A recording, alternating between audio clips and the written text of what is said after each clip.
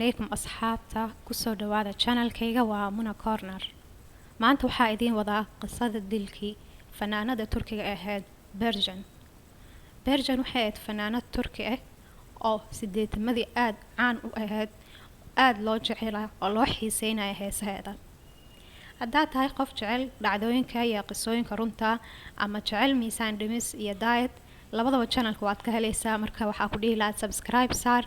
like iyo share gambaleelkana taabo markaa wax cusub soo dejiyo sidaa uga warheshiin qisadayna waxay bilaabanaysaa 1959kii markay Berjan dhalatay magaalada Mersin Turkiya aabaheed iyo hooyadeed way kala tageen ayadoo 7 jir ah hooyadeed bay la nooleed dad waxay ahaan aad u tabar yar marka iskoolka way ka baxday sida hooyadeed u caawiso oo ay shaqayso muddo markay shaqaysay kadib waxay isjeclaadeen in adeerkeeda ay guursatay ee cunug u dhashay shaqadii way ka baxday markay guursatay cunug u dhashay 4 sano isqabeen kadib way kala tageen cunugii buu ka qaatay naag kale guursaday wuu dhoofay Holland buu aaday Berjan kaligeed bay soo hartay sanad kadib nin bay guursatay markay ninka guursatay waxay bilowday fanka waxaa la arkay qofkan talentkeeda iyo codkeeda macaan iyo quruxdeeda marka aad loo xiiseynayay aad bay maxayda shaqadeeda u kala kacday fankana si fiican bay maxayda ugu soo caan baxday laakiin ninkeeda wuu ka xumaa arintaas xaasid buu ku noqday wuu xumeyn jiray wuu dili jiray si xun buu ugu dhaqmi jiray way ka carartay markay ka carartay meel walba ay aado uu ka soo daba imaan jiray markii ugu dambeysay ayadoo masrax taagan oo heesaysa buu u imaaday aashata buu wajiga uga shubay Berjan indhaha bay beeshay hal il bay beeshay ishii kalena waa loo daaweeyay ninkii waxaa lagu xukumay 7 sano xabis ayadana shaqadeeda bay iska wadatay fankeeda bay wadatay waxaas ma ka hor istaagin waxaa dhacday in ishii ay maxaaheedo ay beeshay waxay ku qarin jirtay foodeeda sawiradeeda dhan hadda aragtiin isha fooda bay ku qarisaa Turkiya waxay u bixisay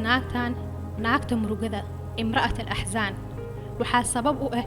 filim oo qisadeeda ka sheekeynaya bay ka jishay filimka aad buu u caan baxay aad baa loo jeclaa filimka naagtan xayaatadeeda aad bay u adkeed murugo badanna way lahayd laakiin macdaalik shaqadeedii iyo fankeedii iyo heesaheedii way iska wadatay aad bayna u kala kacday xayaatadeeda fanka ah 7 sano kadib ninkii xabiska buu ka soo baxay markuu ka soo baxay wuxuu arkay inay dacwo saartay oo furitaan oo qaaligii uu ka furay wuu xanaaqay xasid iyo xaqda aad baa sii galay wuxuu go'aansaday inuu ka aargoosto Berjan wuxuu yeelay jadwalkeedu buu fiirsaday goortay baxdo goortay soo gasho meeshii aado saacadaheeda dhan buu xafiday ayadoo maalin fadhido makhaayad oo hooyadeed la cuntaynayso buu u soo galay wuxuu ku furay rasaas 6 rasaas buu ku furay meeshii ku dhimatay hooyadeedna rasaas markuu ku furay hooyadii ma dhiman laakiin waa la daaweeyay asagii wuu cararay Turkigu ka cararay Jarmalka buu u cararay Jarmalka markuu u cararay dawladda Turkiya waxay dhahday noo soo dhiiba ninkan waa dambiile laakiin dawladda Jarmalka waxay dhaheen ninkan waa qaatil waa laaji anaku noo imaaday qaxooti isdhiibay waaye ma soo dhiibayno muddo 2 sano 3 sano markuu ku xirnaa Jarmalka kadib waa la soo daayay dawladda Turkiya maxkamad saartay markay maxkamad saartay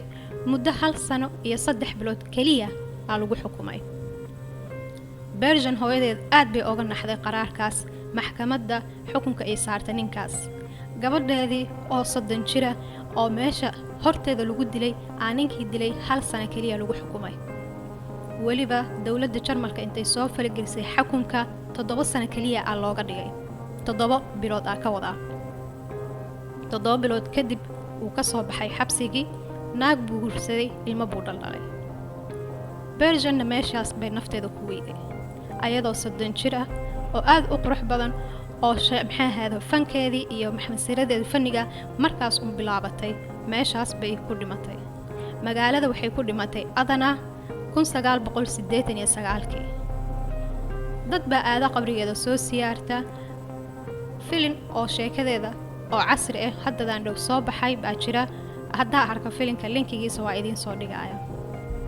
qisadeena meeshaasi ku dhammaatay. qiso aad u murugo badan bay ahayd. waxay ku tusaysaa marmar adduunkan cadaalad inaadan ka helaynin. laakiin sidaas ayadoo ah Bergen markii isha beeshay may joogsan. way wadatay shaqadeedii, way wadatay najaaxeedii, laakiin